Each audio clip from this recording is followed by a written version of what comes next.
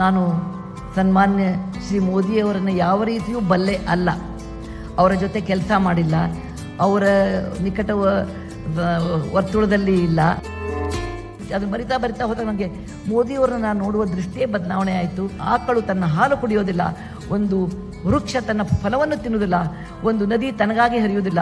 ಹಾಗೆ ಒಬ್ಬ ಸಮರ್ಥನಾದ ಒಬ್ಬ ನಾಯಕನು ತನಗಾಗಿ ಏನು ಕೆಲಸ ಮಾಡ್ಕೊಳ್ಳಲ್ಲ, ತನ್ನ ಸ್ವಾರ್ಥಕ್ಕಾಗಿ ಮಾಡ್ಕೊಳ್ಳೋದಿಲ್ಲ, ಅವನು ಪರರಿಗಾಗಿ ಮಾಡ್ತಾನೆ ಅಂತ ಆ ಗುಣಗಳು ಸಮರ್ಥ ನಾಯಕರಾದ ಸನ್ಮಾನ್ಯ ಮೋದಿಯವರಲ್ಲಿ ನಾನು ಕಂಡೆ.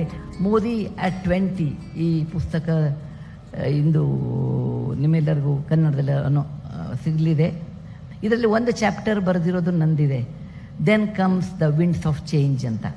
ನಾನು ಇದನ್ನು ಬರೀಬೇಕಾದ್ರೆ ಹೇಳಿದೆ ಅವರಿಗೆ, ಅವರು ನೀವು ಭಾರತ ದೇಶ ಹೇಗೆ ಬದಲಾವಣೆ ಆಗಿದೆ ಅದರ ಬಗ್ಗೆ ನಾನು ಬರೀಬಲ್ಲೆ. ನಾನು ಸನ್ಮಾನ್ಯ ಶ್ರೀ ಮೋದಿಯವರನ್ನು ಯಾವ ರೀತಿಯೂ ಬಲ್ಲೆ ಅಲ್ಲ. ಅವರ ಜೊತೆ ಕೆಲಸ ಮಾಡಿಲ್ಲ, ಅವರ ನಿಕಟ ವರ್ತುಳದಲ್ಲಿ ಇಲ್ಲ. ಅವರಿರೋದು ದಿಲ್ಲಿ, ನಾನಿರೋದು ಹಳ್ಳಿ. ಅದಕ್ಕೆ ನನಗೆ ಅವರಿಗೆ ಎತ್ತಣ ಮಾಮರ, ಎತ್ತಣ ಕೋಗಿಲ, ಎತ್ತನಿಂದ ಎತ್ತ ಸಂಬಂಧವಯ್ಯ. ನಾನು ಅತ್ಯಂತ ಸಾಮಾನ್ಯಳು. ನನಗೆ ಮತ್ತು ಮೋದಿಯವರಿಗೆ ಏನೂ ಹೇಳಲಿಕ್ಕೆ ಏನೂ ಇಲ್ಲ. ಅವ್ರ ಬಗ್ಗೆ ಅವ್ರು ಹೀಗಿದ್ದಾರೆ, ಅವ್ರ ಸ್ವಭಾವ ಹೀಗಿದೆ, ಅವ್ರ ಕಾರ್ಯವೈಖರಿ ಹೀಗಿದೆ, ಅದನ್ನೆಲ್ಲ ನಾನು ಹೇಳಲಾರೆ. ಯಾಕಂದ್ರೆ ನನಗೆ ಗೊತ್ತಿಲ್ಲ ಅದ್ರ ಬಗ್ಗೆ. ಗೊತ್ತಿಲ್ಲದ್ರ ಬಗ್ಗೆ ಬರೆಯೋದು ನನ್ನ ಕಡೆಯಿಂದ ಸಾಧ್ಯವಿಲ್ಲ. ಯಾಕಂದರೆ ಲೇಖನಿ ಎನ್ನುವುದು ನನ್ನ ಹೃದಯದಿಂದ ಹೊರಗೆ ಬಂದು ಕಾಗದದ ಮೇಲೆ ಮೂಡುತ್ತದೆ. ಆದ್ದರಿಂದ ನನಗೆ ಏನು ಅನಿಸಿದೆ ಅದನ್ನು ನಾನು ಬರಿತೀನಿ ಅಂತ ಹೇಳಿದೆ. ನನ್ನ ಹತ್ರ ಸ್ಟ್ಯಾಟಿಸ್ಟಿಕ್ಸು ಇಲ್ಲ.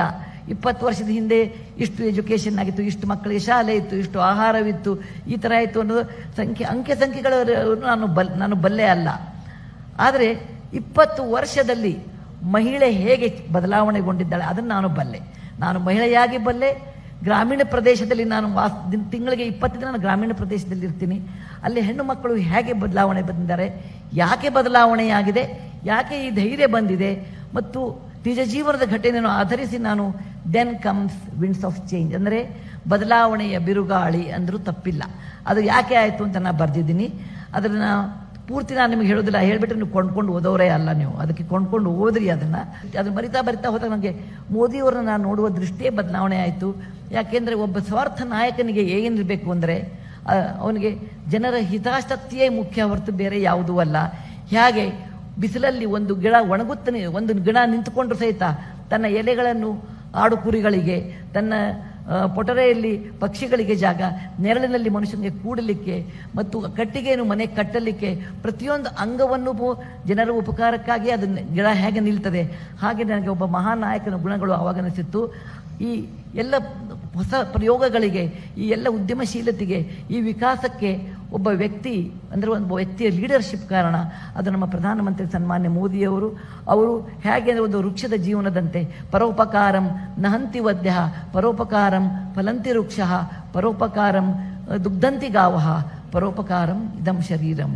ಅಂದರೆ ಒಂದು ಆಕಳು ತನ್ನ ಹಾಲು ಕುಡಿಯೋದಿಲ್ಲ, ಒಂದು ವೃಕ್ಷ ತನ್ನ ಫಲವನ್ನು ತಿನ್ನುವುದಿಲ್ಲ, ಒಂದು ನದಿ ತನಗಾಗಿ ಹರಿಯುವುದಿಲ್ಲ. ಹಾಗೆ ಒಬ್ಬ ಸಮರ್ಥನಾದ ಒಬ್ಬ ನಾಯಕನು ತನಗಾಗಿ ಏನು ಕೆಲಸ ಮಾಡ್ಕೊಳ್ಳಲ್ಲ, ತನ್ನ ಸ್ವಾರ್ಥಕ್ಕಾಗಿ ಮಾಡ್ಕೊಳ್ಳೋದಿಲ್ಲ, ಅವನು ಪರರಿಗಾಗಿ ಮಾಡ್ತಾನೆ ಅಂತ ಆ ಗುಣಗಳು ಸಮರ್ಥ ನಾಯಕರಾದ ಸನ್ಮಾನ್ಯ ಮೋದಿಯವರಲ್ಲಿ ನಾನು ಕಂಡೆ ಅಂತ ನನ್ನ ಅನುಭವದಲ್ಲಿ ಬರೆದ ಈ ಚಿಕ್ಕ ಚಾಪ್ಟರು ಅದು ದ ವಿಂಡ್ಸ್ ಆಫ್ ಚೇಂಜ್ ಅಂತ.